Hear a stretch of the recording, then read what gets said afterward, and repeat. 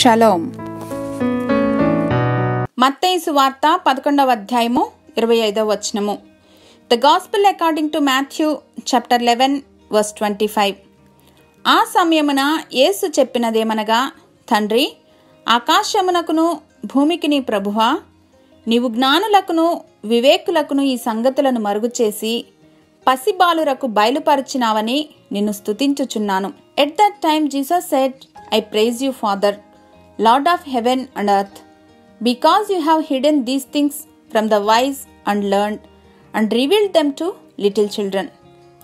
ఈ వాక్యం చదువుతూ ఉంటే పరలోక మర్మాలు జ్ఞానులైన వారికి మరుగు చేసి చిన్నపిల్లలకు తెలియచేస్తారని యేసయ్య చెప్తూ ఉన్నట్లు తెలుస్తుంది.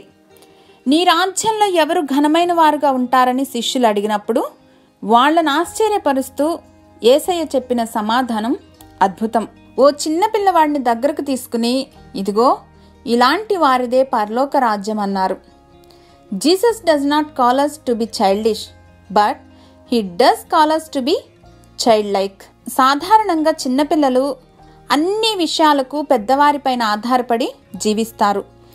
వారి భారాన్ని మోస్తున్నప్పుడు కూడా కంప్లీట్గా నా తల్లిదండ్రులు నన్ను ఎక్కడా పడవేయరు అని సంపూర్ణమైనటువంటి నమ్మకం చూపిస్తారు.